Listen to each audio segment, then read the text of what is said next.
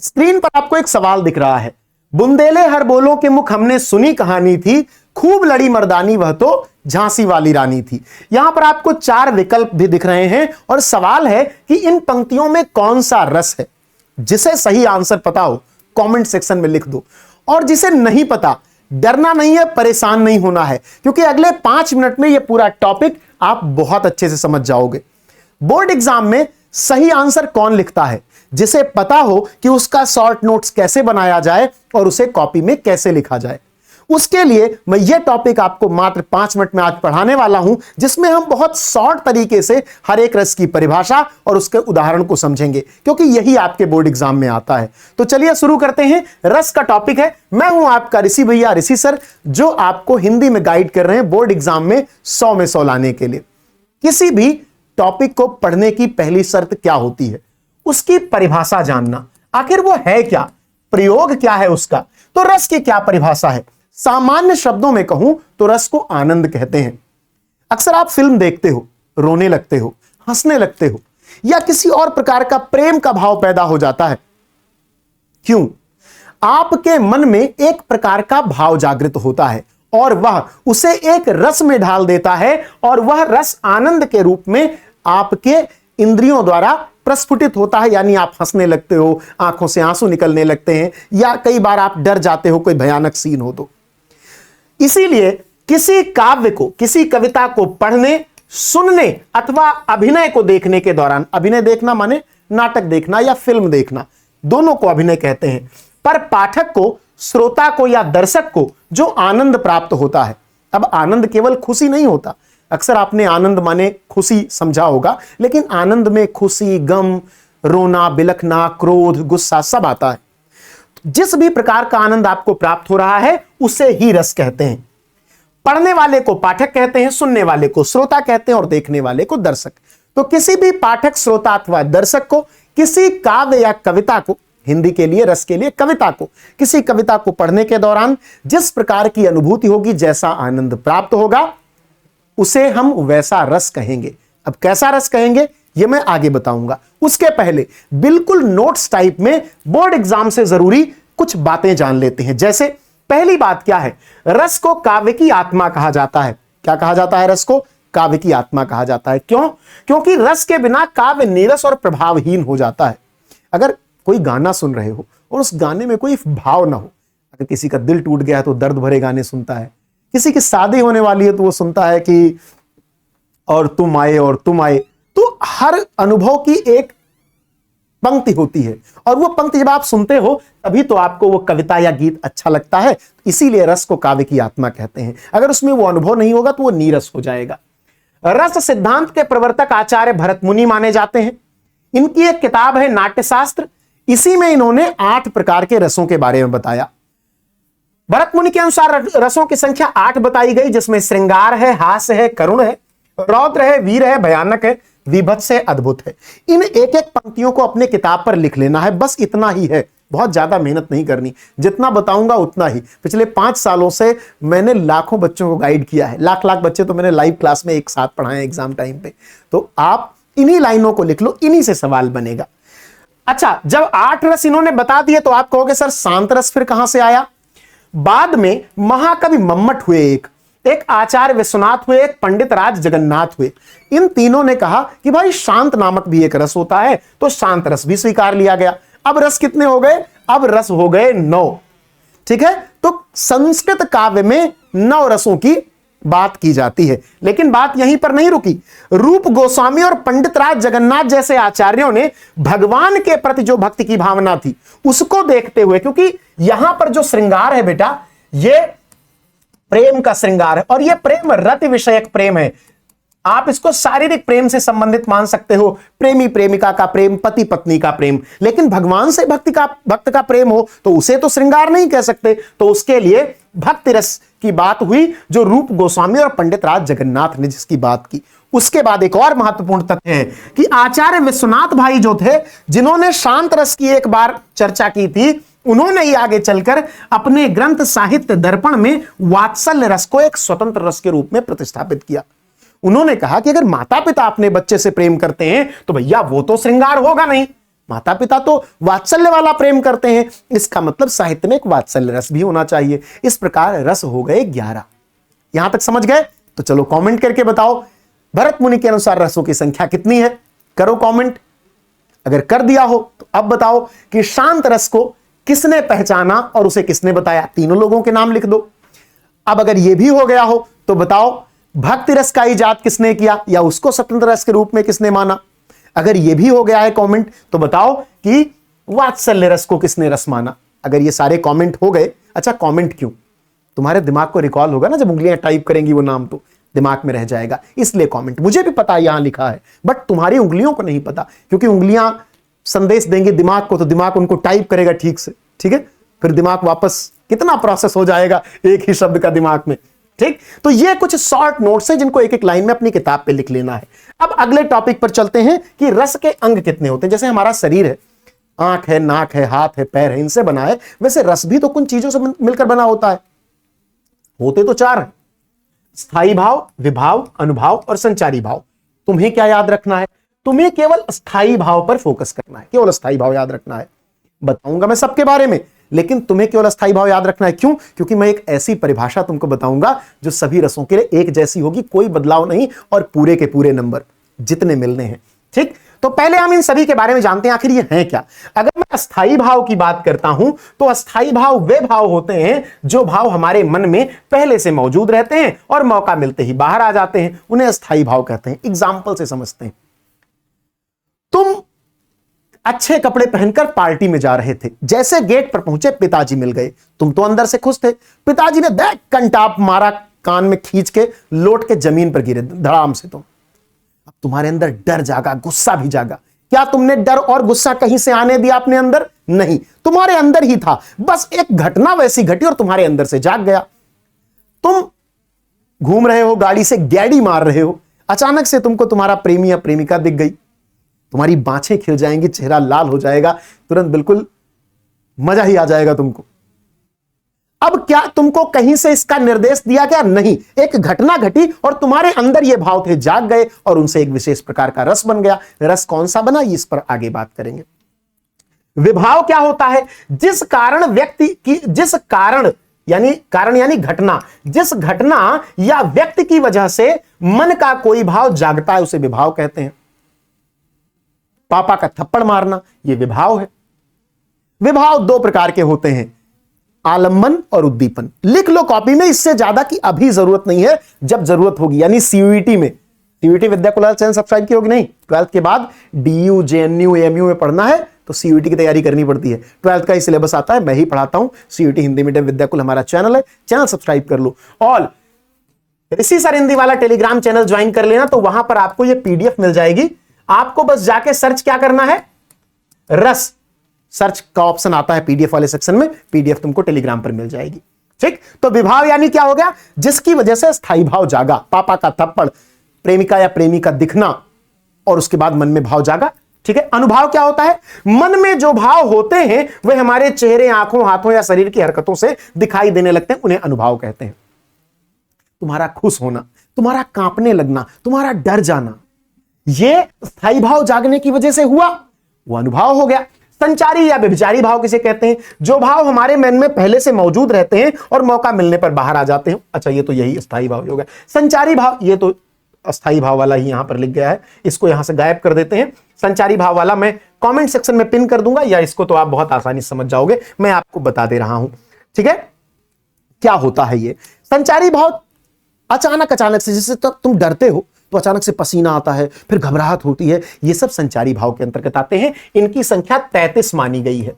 ठीक है, आपको क्या याद रखना है? केवल स्थायी भाव। क्यों? आगे बताता हूं। चलो, अब सभी लोग मुझे एक चीज कमेंट करके बताओ।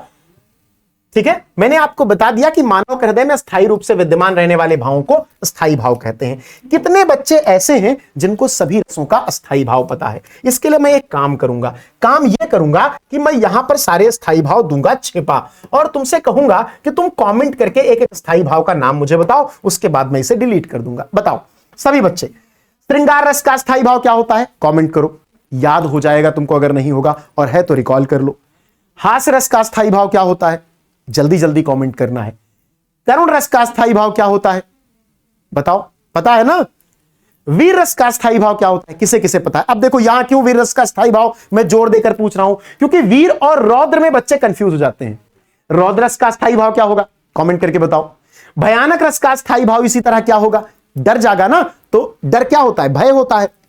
विभत्स रस माने जहां ऐसा घृणा सा लग जाए, कोई मांस का लोथड़ा पड़ा हो, कोई गंदी चीज पड़ी हो।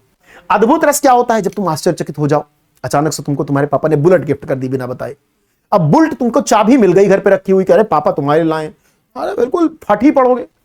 शांत रस पुनः क्या है स्थायी भाव, कमेंट करो। वात्सल्य रस, भक्ति रस, सबका स्थायी भाव बताओ।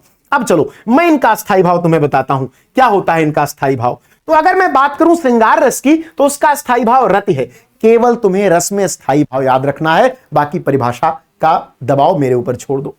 हास रस का क्या होता है बेटा, हास होता है। करुण रस का शोक होता है। वीर रस का उत्साह होता है। ये क्लास खत्म करते करते तुमको परिभाषाएं सभी रसों की याद हो जाएंगी, गारंटी। जबकि तुम्हारी परीक्षा में सारे रस नहीं आते, कौन कौन से आते हैं वो भी बताऊंगा। रौद्र का क्रोध होता है, भयानक का भय होता है, विभत्स का जुगुप्सा होता है, अद्भुत रस का विस्मय होता है, शांत का निर्वेद होता है, वात्सल्य का वत्सल होता है, भक्ति का भक्ति ही होता है, या देव विषयक रति कह सकते हो। एक शब्द बहुत सुनते होगे अक्सर जब इसको पढ़ोगे, देव विषयक रति। लेकिन देव विषयक रति से अच्छा है कि आप भक्ति ही लिख दो, कोई दिक्कत नहीं है। अब एक सबसे जरूरी सवाल है, क्यों पढ़ रहे हो इसको, ये टॉपिक क्यों पढ़ रहे हो? परीक्षा में आएगा ना, तो सवाल कैसे आते हैं? सवाल ऐसे आते हैं, ध्यान से देखो इस सवालों को। एक सवाल आपका 12 नंबर का आपको मिलेगा आपके बोर्ड एग्जाम में कि करुण रस अथवा शांत रस का अस्थाई भाव के साथ उदाहरण लिखिए अथवा परिभाषा लिखिए। यानी आपको 3 चीजें याद रखनी है, पहला स्थायी भाव, दूसरा उदाहरण, तीसरा परिभाषा। ठीक, ये तीनों चीजें मैं आपको रटाने वाला हूं इसी क्लास में 5 मिनट के अंदर। चलो अब आगे बढ़ते हैं। आपके बोर्ड एग्जाम में किस किस रस को पूछा जाता है, ये रस वाले सेक्शन में लिखा हुआ है। श्रृंगार, करुण, हास्य, वीर और शांत। 1 2 3 4 5। अगर मैं आपसे कहूं कि मैं एक रस की परिभाषा बताऊंगा और आप सारे रसों की परिभाषाएं लिख लोगे, क्या आप मुझ पर यकीन करोगे? नहीं करोगे। करके दिखाता हूं, आ जाओ। पहला रस है श्रृंगार रस। परिभाषा ध्यान से देखना, यह क्या है, यह क्या है, यह इसका स्थायी भाव है। रति नामक स्थायी भाव जब विभाव, अनुभाव और संचारी भाव से पूर्ण हो, रस की निष्पत्ति करता है, तो उस रस को श्रृंगार रस कहते हैं। बस श्रृंगार रस थोड़ा बड़ा है क्योंकि इसमें 2 भाग हैं। श्रृंगार रस को रसों का राजा कहा जाता है। श्रृंगार रस 2 प्रकार का होता है। एक तो संयोग श्रृंगार, जिसमें प्रेम का मिलन होगा, नायक नायिका का मिलन, नायक नायिका का मिलन, ठीक है। एक होता है वियोग श्रृंगार, इसमें नायक नायिका अलग हो जाते हैं।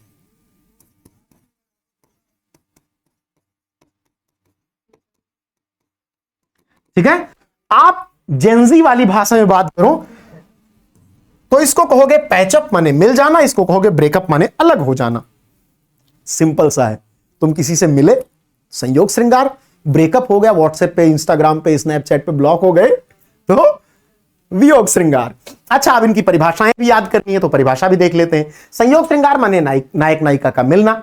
अब बतरस लालच लाल की मुरली धरी लुकाए। बतरस लालच लाल की एक गोपी है जो कृष्ण से बात करना चाहती है, राधा भी कह सकते हो कि राधा कृष्ण से बात करना चाहती हैं, और उसी बात करने की लालच में कृष्ण की मुरली को छिपा देती हैं। और जब कृष्ण पूछते हैं कि भैया मेरी मुरली कहां है, तो सौं करें माने कसम खाती हैं, भौहन हंसे, और मुस्कुराती हैं तो भौहें ऊपर नीचे होती हैं, भौहों से हंसती हैं। दैन कहे नट जाए, और जब देने को कहते हैं तो नट जाए, मुकर जाती हैं कि भैया मेरे पास नहीं है। तो यहां पर राधा और कृष्ण मिल रहे हैं, संयोग श्रृंगार हो जाएगा। वियोग श्रृंगार क्या होगा, नायक नायिका का अलग होना। तो राम के पास से सीता अलग हो गई, रावण अपहरण करके ले गया, तो हे खग मृग हे मधुकर श्रेणी तुम देखी सीता मृग नयनी, बहुत बार तुमने सुना होगा ये। तो अब ये तुम्हारा किसका उदाहरण हो जाएगा, कमेंट करके बताओ। ये उदाहरण किसका होगा, संयोग का कि वियोग का? यहां पर क्या बताया जा रहा है? एक नायक है जो अपने प्रियतमा के वियोग से दुखी है, अपनी पत्नी के वियोग से दुखी है, तो यह वियोग श्रृंगार हो जाएगा। लेकिन बात यहीं तक नहीं थी, मैंने तुम्हें रस की परिभाषा बताई थी। रत नामक स्थायी भाव विभावन भाव और संचारी भाव से परिपूर्ण हो रस की निष्पत्ति करता है। अब मैं इस रति को मिटा देता हूं, यहां लिख देता हूं हास, और इसको मिटा देता हूं, यहां लिख देता हूं हास्य। चलो इतना ही नहीं, मैं यहां पर लिख देता हूं उत्साह, और यहां पर मैं लिख देता हूं वीर। इतना ही नहीं, मैं यहां पर लिख देता हूं निर्वेद, और यहां पर मैं लिख देता हूं शांत। इतना ही नहीं, मैं यहां पर लिख देता हूं शोक, और यहां पर लिख देता हूं करुण। हो गई सारी परिभाषा। यकीन नहीं है? देख लो हास्य रस की परिभाषा। हास नामक स्थायी भाव जब विभावन भाव और संचारी भाव से पूर्ण हो रस की निष्पत्ति करता है तो उस रस को हास्य रस कहते हैं। Simple as that. वही परिभाषा, स्थायी भाव और रस का नाम बदला, बस। इसीलिए मैं कह रहा था कि केवल स्थायी भाव इंपॉर्टेंट है। नाना वाहन नाना वेशा, ठीक है। देख समाज निज देखा, को मुखहीन विपुल मिख काहू, बिनु पद कर को बहु पद बाहु। नाना वाहन, विभिन्न प्रकार के वेश हैं, विभिन्न प्रकार के वाहन हैं। को बिना मुख के है, कोई बहुत किसी के बहुत सारे मुख हैं। तो शिव की सेना को देखकर जब विवाह करने जा रहे हैं शिव, तो 100 लोग देखते हैं तो हंसने लगते हैं, तो यह हास्य रस हो गया। करुण रस की बात करते हैं। शोक नामक स्थायी भाव जब विभावन भाव और संचारी भाव से पूर्ण हो रस की निष्पत्ति करता है तो उस रस को करुण रस कहते हैं। सिंपल है, वैसा ही है। देख सुदामा की दीन दशा, करुणा करिके करुणा निधि रोए। करुणा करिके, ये यहां पर करुणा है। करुणा करिके करुणा निधि रोए। भगवान कृष्ण ने जब सुदामा की दीन दशा देखी तो रोने लगे। वो पानी परात को हाथ छुए नहीं, नैनन के जल सो पग धोए। वे इतना रोने लगे कि उनके आंसुओं से ही पैर धुल गया सुदामा का। दुख है किसके लिए? मित्र के लिए, किसी वस्तु के खो जाने के लिए, किसी के मर जाने के लिए। नायक नायिका यहां पर नहीं है। नायिका और नायक करुण रस में नहीं होते। दुख होता है लेकिन नायक नायिका के बीच दुख नहीं होता, वो अलग दुख होता है। अब यहां तक आप समझ गए। अगले पर चलते हैं। वीर रस। उत्साह नामक स्थायी भाव जब विभावन भाव और संचारी भाव से पूर्ण रस की निष्पत्ति करता है तो उस रस को वीर रस कहते हैं। बुंदेले हरि बोलों के मुख हमने सुनी कहानी थी, खूब लड़ी मर्दानी वह तो झांसी वाली रानी थी। अब मुझे कमेंट करके बताओ, जो मैं कह रहा था वही हो रहा है ना? एक परिभाषा और सभी रसों की परिभाषा याद हो गई। उदाहरण पर थोड़ा काम करना है बस। शांत रस की बात करते हैं। निर्वेद नामक स्थायी भाव जब विभावन भाव और संचारी भाव से पूर्ण रस की निष्पत्ति करता है तो उस रस को शांत रस कहते हैं। माटी कहे कुमार से तू क्या रौंदे मोए, एक दिन ऐसा आएगा मैं रौंदूंगी तोए। कोई भाव ही नहीं जाग रहा, बस सिंपल सी माटी और कुम्हार में बात हो रही जिसमें कोई भावना नहीं है। यहां तक हो गया। एक चीज समझो, ये पांच के पांचों रस आपके तैयार हो गए। शांत, वीर, करुण, हास्य और श्रृंगार, ये सारे हो गए तुम्हारे। यही तो 4 थे, यही तो 5 थे जिन्हें तुम्हें याद करना था बोर्ड एग्जाम की दृष्टि से। सारे तैयार हो गए। लेकिन मैं तुमको एक बोनस नोट्स दे रहा हूं। सभी रसों के बारे में सूक्ष्म तरीके से मैंने एक नोट्स बनाया है। इसमें सारे रस हैं। पहले तो परिभाषा है, फिर रस के अंग है, फिर स्थायी भाव है, विभाव है, अनुभाव है, संचारी भाव है।